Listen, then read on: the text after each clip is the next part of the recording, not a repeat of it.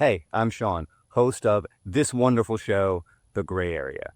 This week, I talked to Fara Dabhoiwala. He's a historian at Princeton who wrote a very, very good book called What is Free Speech? The History of a Dangerous Idea. We really talk about the history and the mythology of free speech, both here in America and around the world, and what we often get wrong about the idea and what it really means and how it's often used in our discourse. It's a great conversation. I hope you enjoy it, and I'll see you next week. Fara Dabhoiwala, welcome to the show. It's a pleasure to be here, Sean. Thank you. How'd I do with your name? Did I mess Oh, it it's up? perfect. You've been practicing clearly. I'm not going to lie. I've practiced quite a bit. Look, I'm so glad you're here. And I want to start with the myth of free speech, because most people think free speech is this timeless, universal, almost sacred ideal. And your book takes the hammer to that a little bit. Why did you feel like it was important to challenge this? Well, the most basic reason is this is a huge concept in our modern culture. It's a wonderful ideal. We all believe in it. And it's right that we believe in it. It's central to free societies to have freedom of expression. No one likes to be told what to say or what not to say. It's a deep instinct in us to really resist any kind of coercion of speech or expression. We feel that's wrong, right? I can decide for myself. And actually, I got into the book like this in ways because I published a previous book, which is on the history of sex. And I went around the world talking about it. Then I went to China, where the book was translated into Chinese. And first of all, the text itself was censored, like every publication in China under the communist dictatorship. And I met with intellectuals there, and I really was blown away by the apparatus of censorship that is being imposed on the people of China. Every tool of censorship ever invented in the history of the planet is simultaneously now being deployed in China, as well as some new ones. And they're winning the battle against free expression. So I came back from that trip thinking, that's terrible.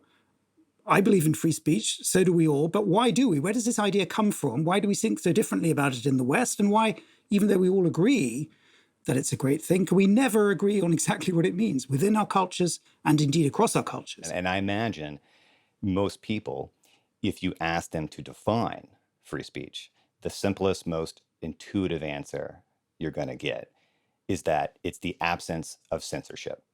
Simple, neat, clean. Do you like that definition? Do you think it's incomplete or misleading? It's very seductive. It's how we all like to think. And it's because we think of censorship as something unnatural, right? We think censorship is unnatural. We can see that it takes different forms in different times and different places. We can see it. We can spot it as an unnatural thing. We can describe it. Historians do this all the time.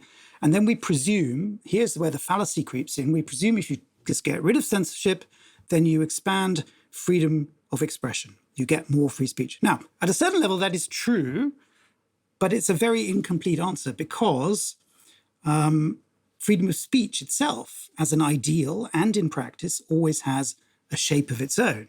It's always to do not just with the words, but who is speaking, to whom they're speaking, what the context is. Some people's freedom of expression is much greater than that of others, even within the same society. Let me just mansplain to you, the voices of women throughout history have been less easily taken seriously than those of men. And that's just a simple but very important example of how the ideal itself and the practice of free speech is never just straightforward and neutral and just arises out of getting rid of censorship. So your argument is that, well, part of your argument is that free speech has never been a coherent ideal. And it really can't be a coherent ideal because it denies two very basic facts about real, actual communication. And the first is that it's an action in the world. It's not separate from action. And the second thing is that it's context dependent. Now, that's a little abstract. So lay out what you mean by that. Well, the first thing is easier to understand. I mean, speech is an action in the world. Voltaire, the great 18th century Enlightenment writer, once put it to a friend in a letter, I write in order to act. We all speak and write and publish in order to have an effect in the world. That's what communication is for. Even when you're just talking to yourself in the shower, you are trying to persuade yourself or talking to yourself. It's always Is an that what I'm action. doing? I don't know about I've not been in your shower, Sean, but I presume so. And so freedom of speech is an artificial doctrine that has to deny various things. And the harder the doctrine of free speech is the more it has to deny them. And the American doctrine is the hardest of all and simply says there's a difference between speech and action. That's not true. Speech is an action. It's a peculiar kind of action. Mostly it's fleeting and, it doesn't have very big effects, but it can have serious effects. That's the first one. The second thing is easier to grasp. If you don't start with free speech, you start with speech, all kind of communication. The meaning of any utterance, whether I'm speaking to you or I'm writing or I'm broadcasting, whatever, is determined by the context. If I'm telling a joke, you need to know it's a joke. Otherwise, you might misunderstand it. If I'm the President of the United States saying something, it has a different effect in the world, if I say that in a public broadcast, than if you and I are sitting in a bar late at night just tossing ideas around. So in all sorts of ways, human communication is incredibly nuanced. It's exquisitely context dependent in terms of the effect and in terms of the meaning. And people misunderstand each other all the time. A lot of free speech crises, battles, so forth, a lot of cancel culture, all that kind of stuff is often about people misunderstanding each other or taking umbrage at something that was intended in a different way. All this, all the current debates about speech about Palestine. Is it anti-Semitic to call out the state of Israel? Well, sometimes yes, sometimes no.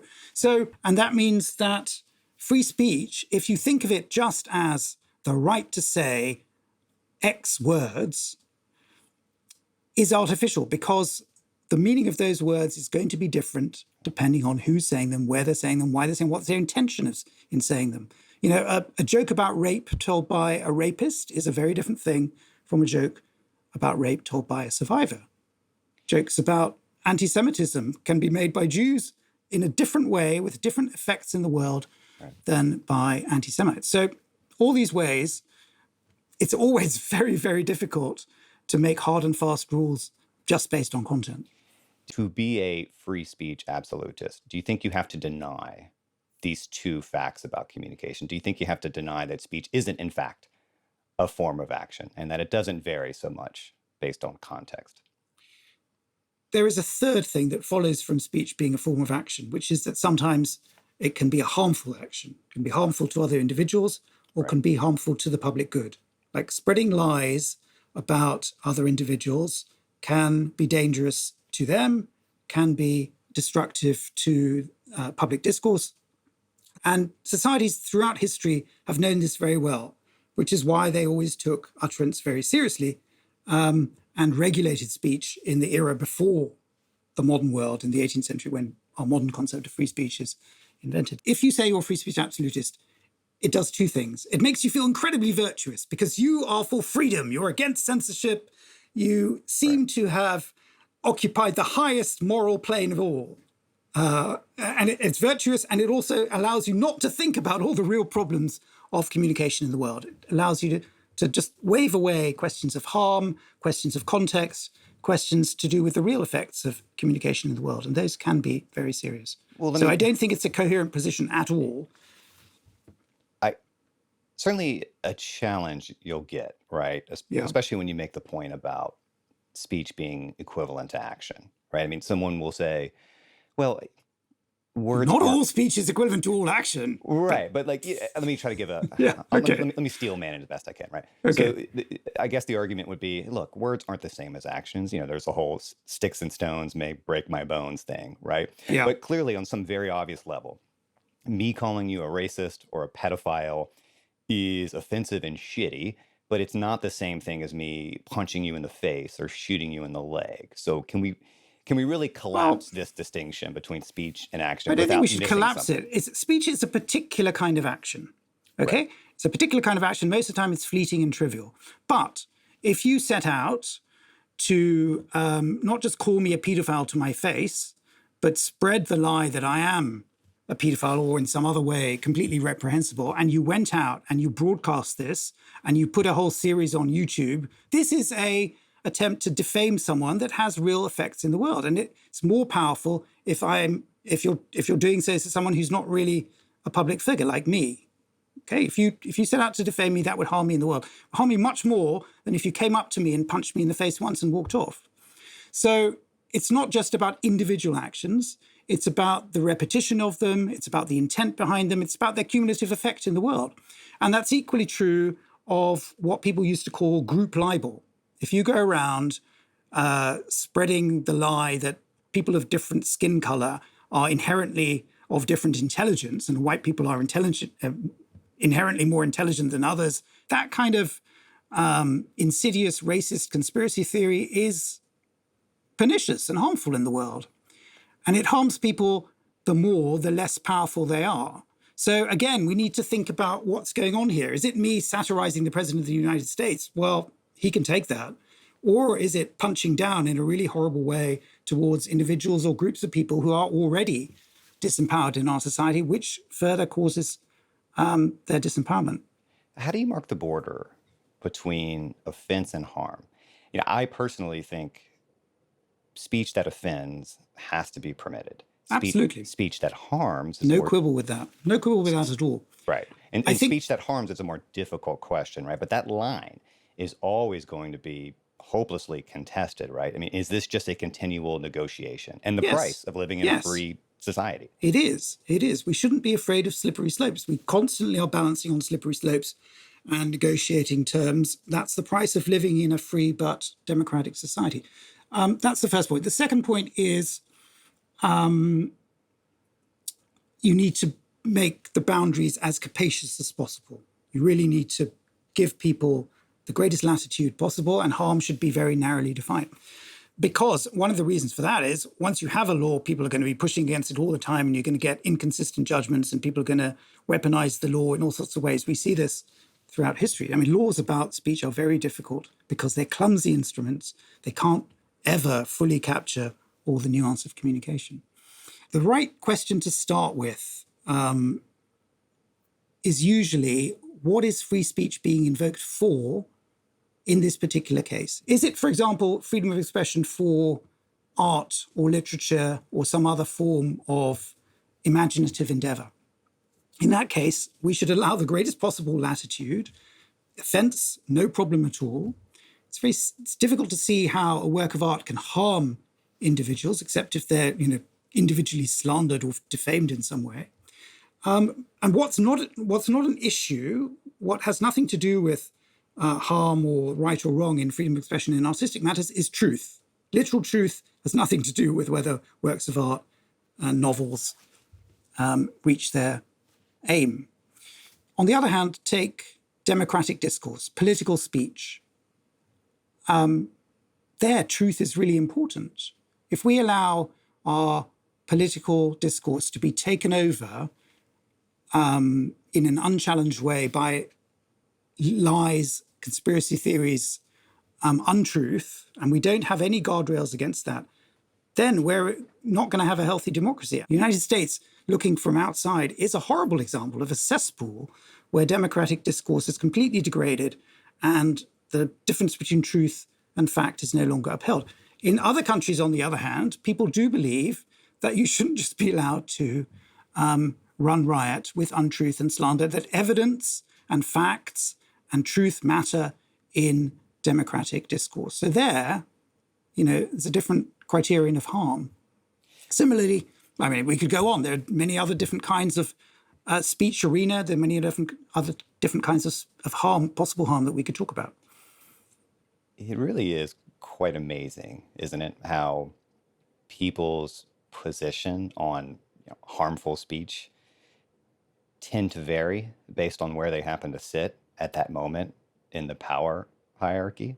Right. People fighting for free speech often end up suppressing it once they're in power. That has always been the case. That's been the case throughout really history. Is. It's almost Yes. like it's It's a kind of always natural been law. a weaponized slogan. That's what it is. And But so it's just fascinating to me, Far, because the American left, as you know, was culturally dominant for a long time, and the right somehow became the free speech warriors. And now Look at what Republicans are doing. Look at Yeah. what the Trump administration is doing. Literally using the power of the state to punish and stifle speech, defunding universities, deporting dissidents, abolishing curriculums. I mean, the hypocrisy is quite impressive, I have to say. Yeah.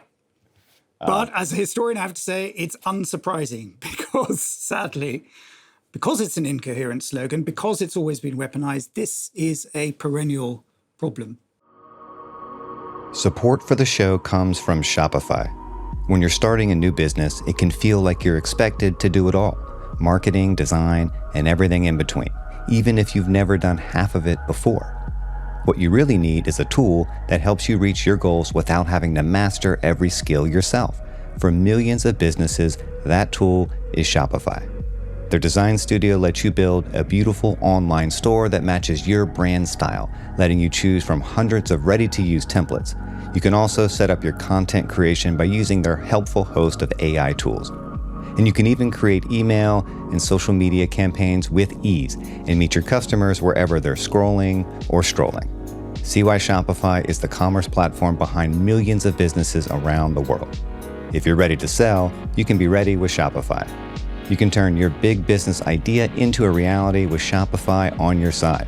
You can sign up for your $1 per month trial period and start selling today at shopify.com/Vox. Go to shopify.com/Vox. Shopify.com/Vox.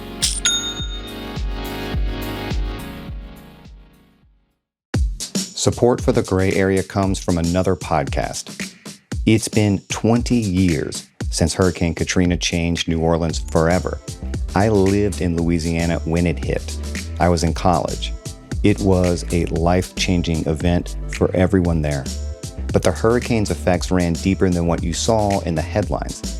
It upended an already struggling public school system and altered the lives of thousands of children.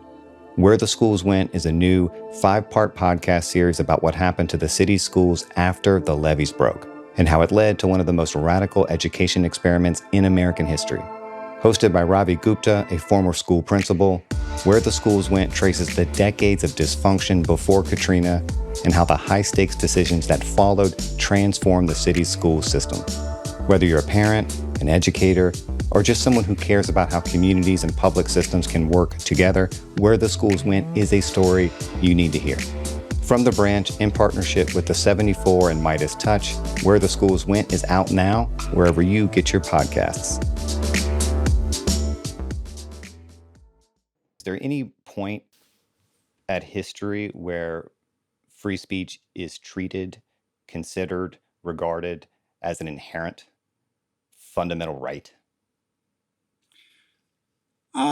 Yes. I mean, in the whole of the modern world, before the 18th century, people thought very differently about speech and free speech. Their main concern was to limit the possible harms of free expression towards individuals or towards the community. And they're very concerned. And, there's centuries and centuries of history that show this. If you just allow lies and conspiracy theories to circulate freely, then what will follow are riots and pogroms and murders and chaos and disaster. And, there are many sad examples of this throughout history. So out of that comes a kind of form of speech regulation. The first law passed in the English-speaking world against false news, that language, false news, is passed in 1275 in the Middle Ages. So this is an age-old problem that people know about. Then what happens is the birth of modern ideas of free speech at the beginning of the 18th century in England. So there's an explosion of new kinds of print, especially newspapers, which are really a new form of very fast-paced political news reporting. And you have a system for the first time with fixed political parties who are battling back and forth through these media. So it's a very reminiscent of our modern world. And in this is born the slogan, liberty of the press. And everyone starts to get addicted to fast-paced news. And they start to think, well, liberty of the press, freedom of expression is a good thing. It makes us better than, these slavish countries where people are censored, blah, blah, blah. And so it becomes a slogan that everyone agrees on. They all agree that liberty is good, but licentiousness, it's an 18th century word, licentiousness means abuse of liberty, is bad. And constitutions get written soon thereafter that enshrine this as a right, which means the right to responsibly exercise freedom of expression is a good thing. Well, that's it, responsibly, right? I mean, when I use the phrase, was it ever thought of as an inherent right? I guess what I'm really talking about is, did people think that meant that the right to free speech meant that there were no limits, that you could say and do anything? Because it's interesting, like your book is largely about the modern history of speech, but you can go all the way back to ancient Greece, Yeah. where No, democracy was never. invented. Never, Right? never. Yeah. Only in one place and time in the whole history of humanity have people started to articulate this essentially incoherent idea, and that's in the United States in the past few decades.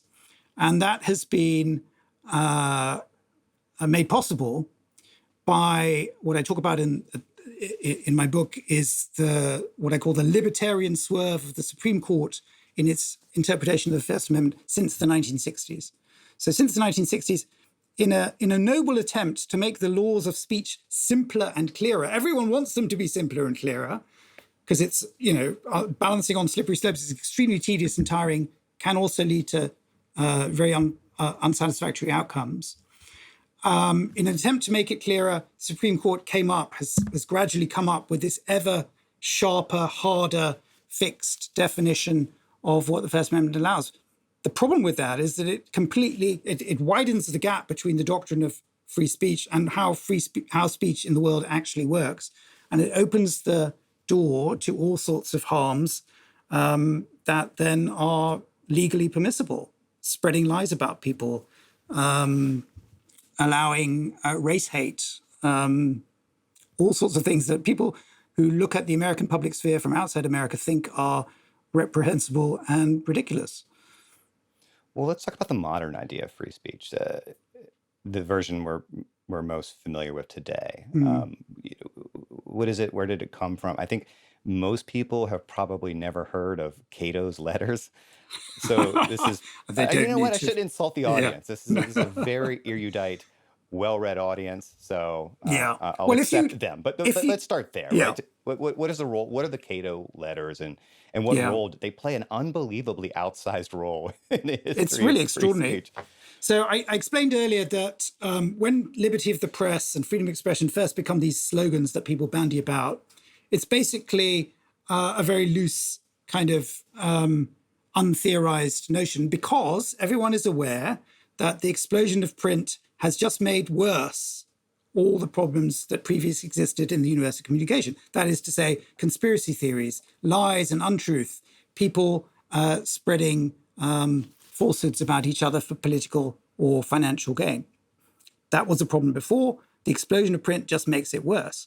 And all the serious journalists who are in this world in early 18th century London, like Daniel Defoe, Jonathan Swift, they talk about this all the time. And there's some wonderful quotes. I want to read you out. Jonathan Swift, which is still true, remarked about the dangers of allowing untruth in the public sphere. Falsehood flies, quote, falsehood flies, and then truth comes limping after it, like a man who's thought of a good repartee long after the party's over. So, lies spread really fast. It's very, very hard to track them down and then to nullify their effects with poor, limping, slow-moving truth.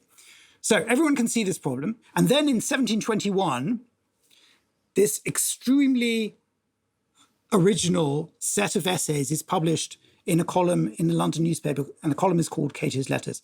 And these guys who are writing Cato's Letters are two anonymous journalists. They're very obscure. No one's ever really been able to find out much about them. And they're putting forward this column every week, which is essentially an attack on the government of the day, criticizing its economic policies, criticizing its politics, and rehearsing various kind of well-known Whig theorists of politics like John Locke, older ones like Machiavelli. They're kind of giving you bite-sized Republican theory, as it were. And in the middle of this, which is all derivative and secondhand, there's this very original theory about free speech, which says free speech is basically an absolute right. Free speech is the most fundamental right of all. It is the foundation of all liberty. The moment that governors try to restrict freedom of expression, you know that they're on a sliding slope to tyranny. And in order to make this case, they also then say, well, speech is not an action in the world. It can't really cause any harm. If it does cause harm, that's outweighed by the freedom. All the platitudes that people now, especially in America, take for granted. Did they have partisan motivations in writing this? Did somebody hire them So to write this? Cato's Letters is very well-known text amongst scholars of this period. And I started my work on American free speech thinking I will not find out anything new. But I did early on realize that, as all previous scholars have noted, the First Amendment comes directly out of Cato's Letters. Cato's Letters is the most influential political text in North America in the 18th century. All the revolutionaries and the patriots read this and use it when they're drawing up their declarations of rights and so on.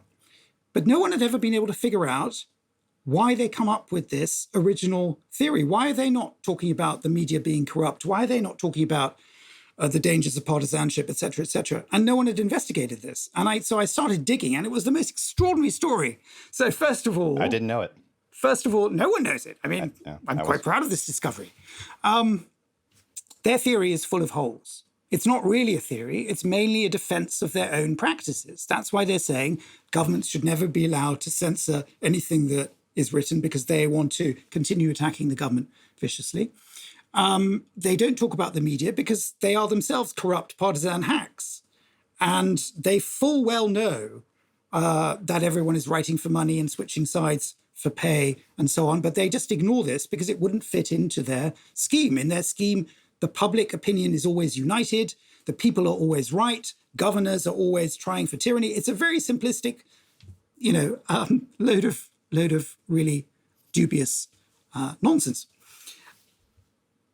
But the really interesting thing I found out, not only is this a justification of what they're doing, but they themselves are deeply complicit in this corruption. They are writing this whole column in order to get noticed by the government and then to be bought off by the same people they're attacking. So the guy who writes these splendid, the people are always right and their freedom of speech should never be restricted, Thomas Gordon, a few months into doing this, he starts secretly writing for the government as a kind of apprentice hack for them, where he writes columns saying exactly the opposite. The people are all easily deluded, mob rule should not be allowed, the governors know what they're doing.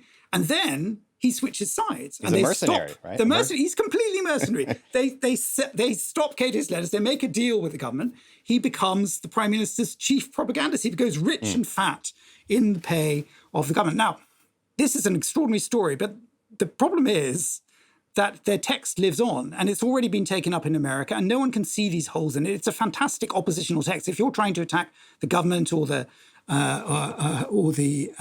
British Empire and claim that your voice is being suppressed and they are just tyrants, it's made for that.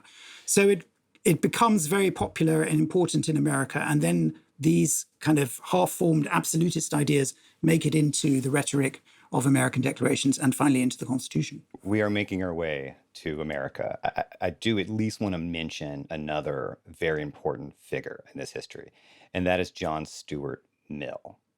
He's maybe the most famous thinker associated with modern free speech ideology. Very famously wrote the book on liberty. Everyone who goes to a political science program in this country reads it. What is his role in this? So my book is a global history of free speech.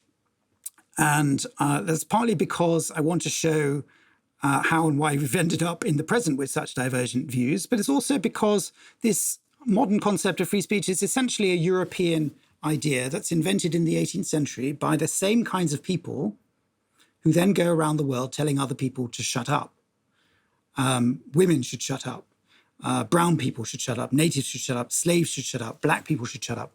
And you see this playing out across the world. And I became very interested in the nitty-gritty of how that actually works in the Americas, in the Caribbean, and in India. And John Stuart Mill is a key figure in that because he is not only a great, great liberal thinker, and he's not only that, but he is also a lifelong senior administrator of the Indian Empire from London. He never learns any Indian languages. He never goes to India. This is par for the course for rule of India in this time. But anyway, the two things are connected because On Liberty, he puts forward a really profoundly original and very influential new way of thinking about free speech. And I've read this text many times, and I was surprised to find when I went back to it for this book that his theory of speech really doesn't stand up, even though we all kind of rehearse its platitudes and use it to justify our own notions of speech. So let me explain that. What's original about his theory is it's the first theory that takes the individual speaker as its basis. Until then, one of the ways in which theorists of free speech had got around the problem that people actually disagree is to claim that public opinion, if left to its own devices, would always agree ultimately, because the truth in any matter would become evident and they would all move towards it and consensus would emerge.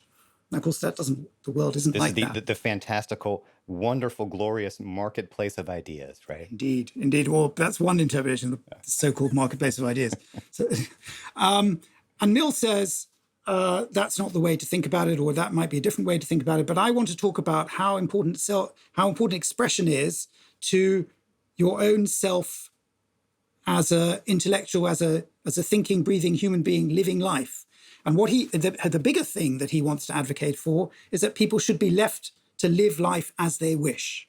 They should be, his great phrase is, allowed experiments in living. If you want to go out and paint your house green or wear strange clothes or engage in sex without being married, you should be allowed to do that. His only criterion is, does it harmfully affect another person? That's where your liberty ends. That's a great ideal. We should all subscribe to that. We still rightly read it for that reason. But in order to bring speech into it, he makes a really strange, he smuggles past his readers two things which I think are connected. First, he says that speech, expression in the world, at the start he has to say this absolutely affects other people. But then when he comes into defending his theory of speech, he says, actually, speech is like thought. Right. They're so closely combined that we can't separate them out. And that's all he says. And then he goes on to defend essentially freedom of thought. And of course, that's a problem because thought is preeminently not something that harms other people, but the expression of any kind of thing does affect other people, is meant to affect other people. That's usually what it's for. So that's a really deep philosophical problem. And the other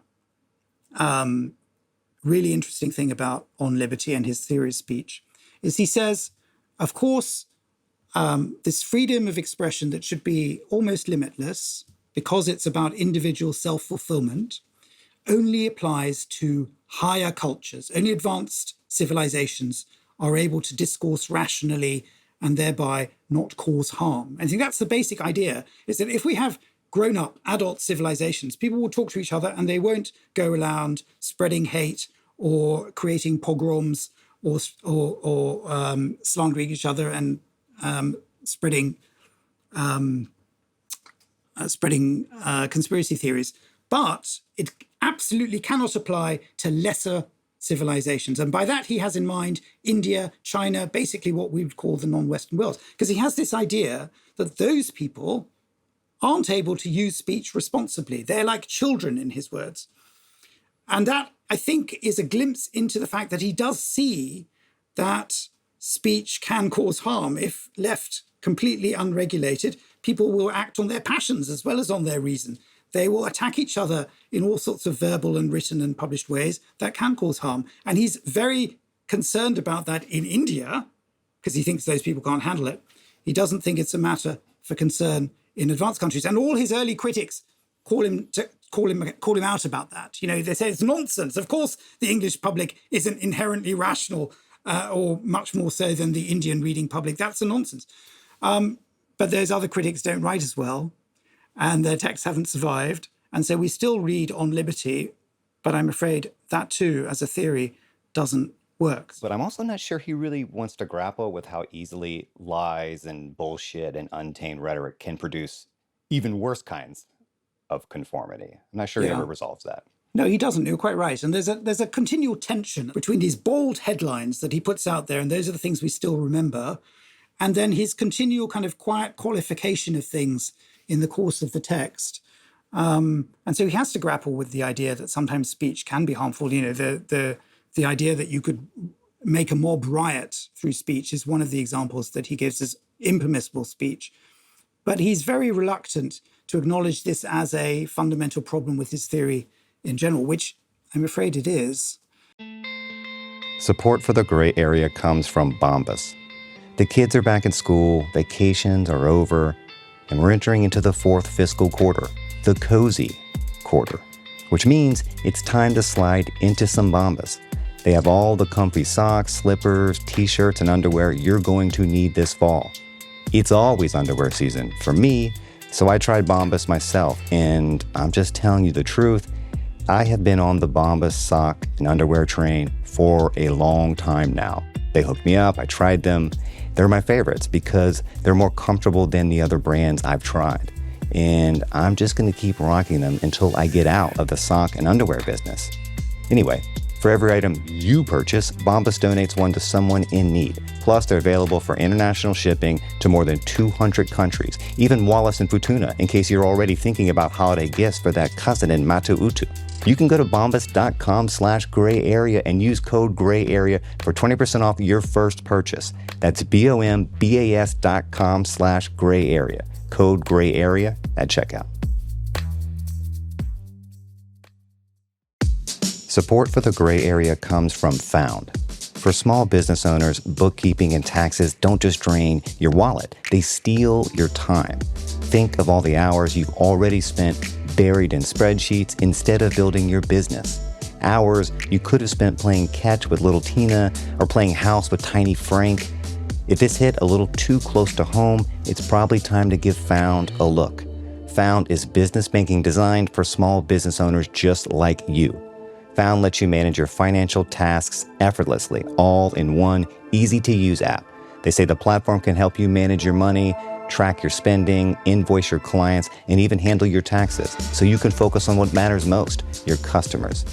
You can open a Found account for free at found.com, Found.com. Found is a financial technology company, not a bank. Banking services are provided by Piermont Bank, member FDIC. You don't have to put this one off. You can join thousands of small business owners who have streamlined their finances with Found. Well, we have this, I mentioned it a minute ago, the marketplace of ideas, which is basically an unkillable metaphor at this point.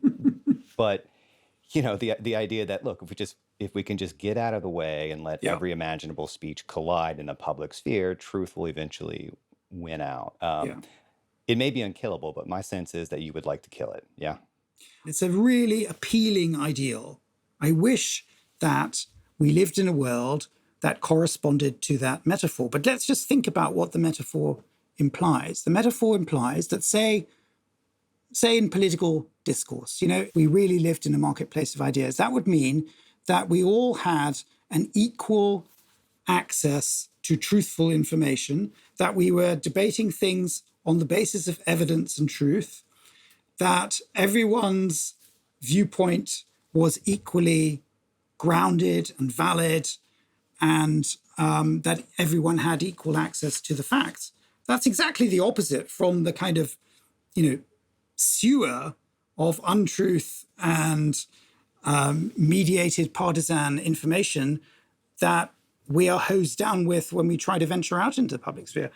Are we being America, are we basically absolutist relative to basically everyone else in the world? I mean, how exceptional is our approach? Yeah, it is to free these speech? days pretty exceptional. And actually, American attitudes didn't used to be so different from those of the rest of the world. From the late 18th century onwards, all the way through to the 1940s, Americans take basically the same kind of balancing approach to freedom of expression as those in the rest of the world. And there's a wonderful discovery that's one of the chapters of my book about how in 1789, just a few weeks after the text of the First Amendment is agreed in New York, before it's been even ratified by all the states, news reaches the East Coast of America of the equivalent text that has been agreed in Paris by the French revolutionaries, the Declaration of the Rights of Man. The French Declaration says every citizen has the right to freedom of expression and liberty of the press, but also the responsibility not to abuse it. It's an explicitly balancing model that brings in the fact that this can be abused, that there can be harms caused by free expression, and that those are not permissible. And it so happens that at that very moment in 1789, the citizens of Pennsylvania are revising their very influential Declaration of Rights, their state declaration and constitution.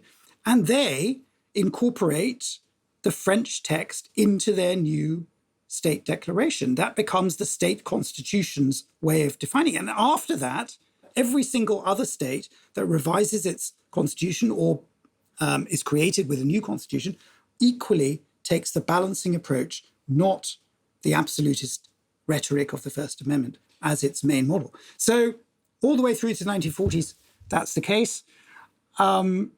Unfortunately, what happens to break this consensus in the 1950s and after that is the outbreak of the Cold War. Because at that point, American policymakers, American citizens, American politicians, lawmakers all retrench back into the idea that in this global titanic struggle between totalitarian communism on the one hand and free societies on the other hand, we have to stand for individual freedom. And anything that stracks of thinking about the public good or the collective rights of the people smacks of this alien and undesirable way of thinking. And gradually the Supreme Court shifts towards the position that actually the First Amendment says everything that there needs to be said. Balancing is a kind of imperfect and un-American thing to do.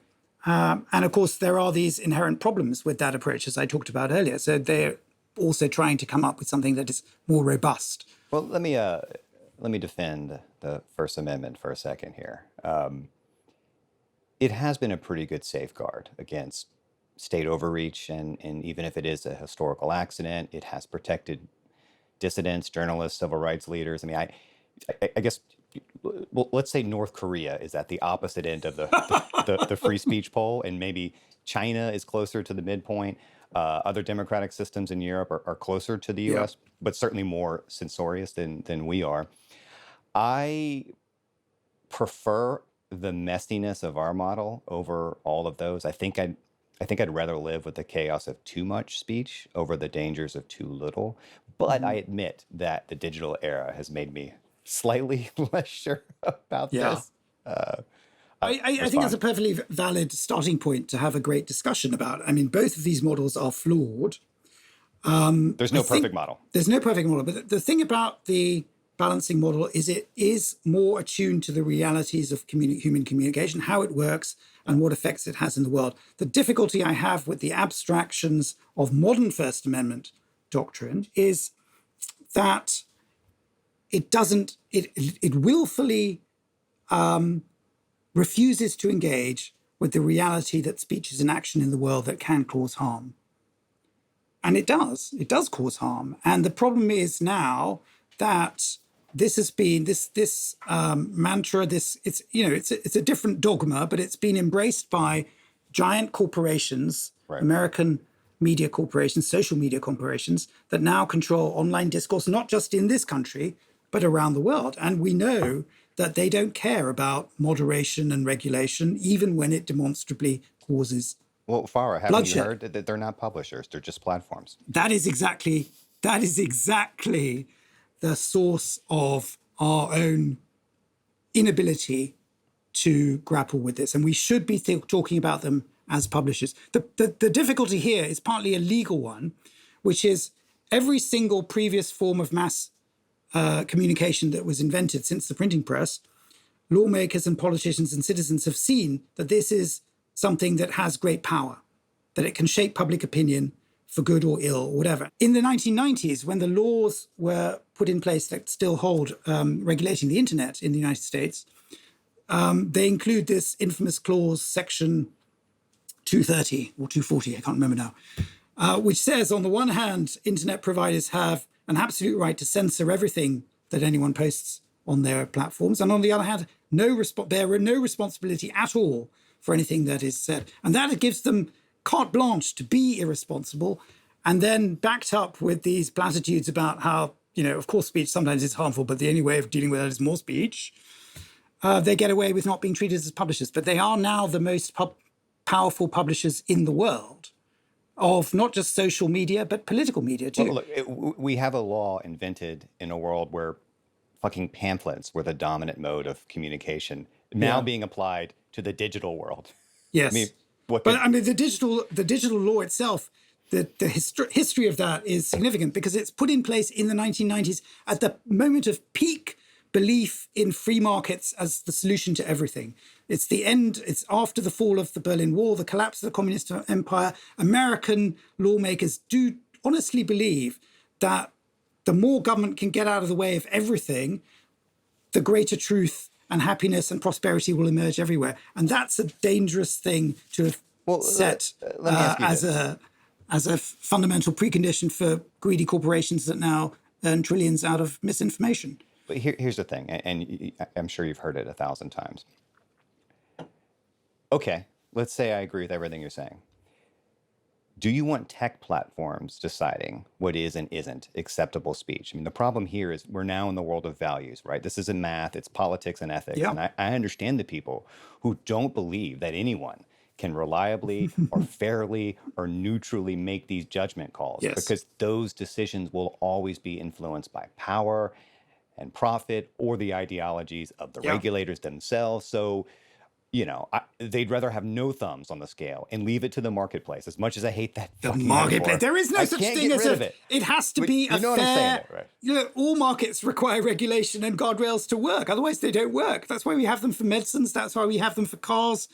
But concretely, what do you do, right? Let's Okay, just say we concretely, all what do you agree do? Okay, so that they first have of to all, regulate. How does that happen? I'm sorry to disabuse you of your idea that these platforms are not currently moderating anything. That's what they do. Their algorithms are precisely Right. moderating everything all the time in order to maximize their profit. Okay, so they are publishers, they are moderating. It's expensive and time consuming and annoying for them to have to do so more effectively than they do. But hey, if you don't want to do that, get out of the business and make your money somewhere else. And if you want to operate in other cultures where they have different norms, then you need to pay attention to those norms. So those are just basic rules about, business. But secondly, I think it is a hard problem, but just shrugging and saying it's a hard problem, and therefore we can't make any rules at all, is not a satisfactory solution. The place where they are trying to grapple with this in the most sophisticated way so far is the European Union, which has passed a series of laws to grapple with these issues.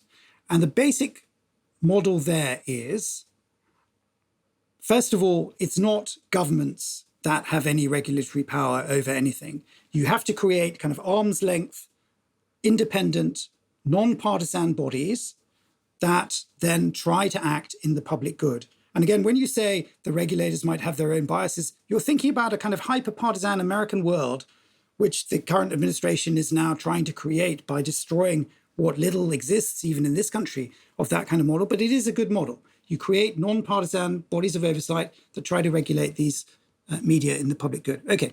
Secondly, all that the European law asks of platforms is that they are upfront and transparent about how they regulate. What are your rules of moderation? At Are you minimum, that should be. And that's a minimum. And everyone can see that they are censoring. We just want to know what are the rules. And then secondly, we want you to provide evidence that you're applying these rules transparently and consistently so that people are treated equitably. Okay, I can see that people from across the political spectrum have real issues about, the black box that is the algorithm of Facebook or whatever, or Twitter or X.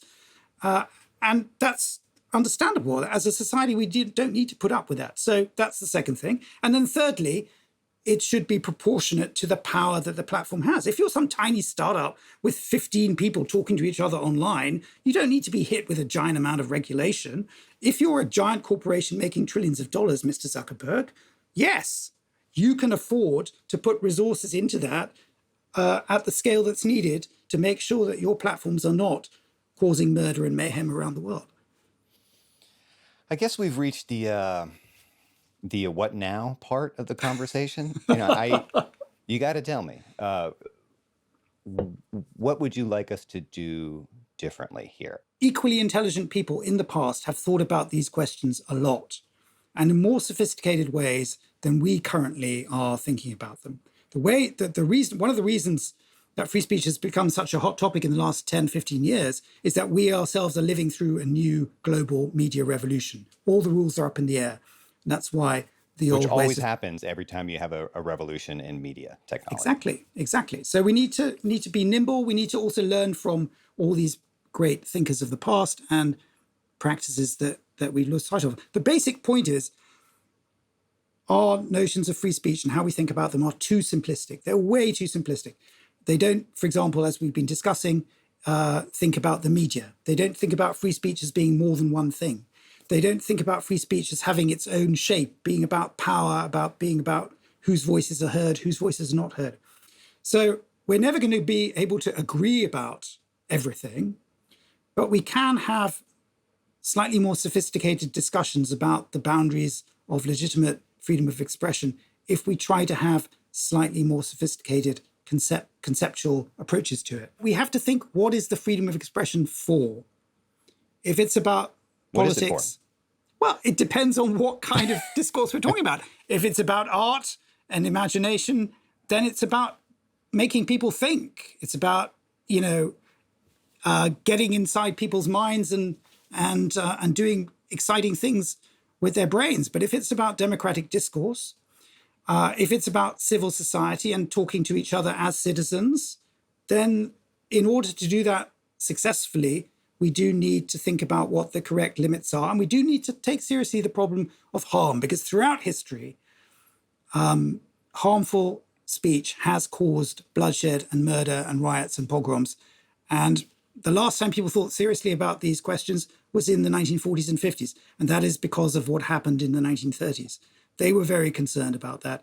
We should be equally concerned about what happens in the world today, how speech can be used to demonize people, how it can be used to provoke real harm, not just in a kind of American, it's immediately inciting me to do something violent, but in a more pernicious way, corrupting our public discourse and not allowing people to be treated with equal dignity.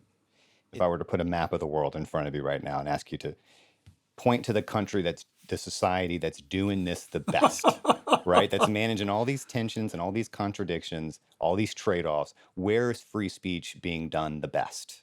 Is there a model? No, there isn't. I'm afraid that's part of the Come on. frustration. Not one? No one? Well, everyone's fucking not this the up? United States, not actually Britain right now, because Britain is showing, many signs of what goes wrong if you have too many laws and you allow the police just to interpret these. It's crazy. It's very bad.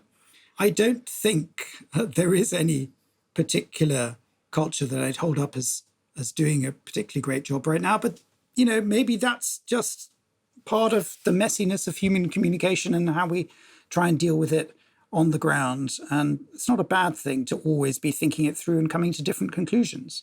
I want to leave it right there. Once again, the book is called What is Free Speech? It is an excellent history. I recommend it. Fara, this has been great. Thank you for coming in. Thank you, Sean. Really enjoyed that.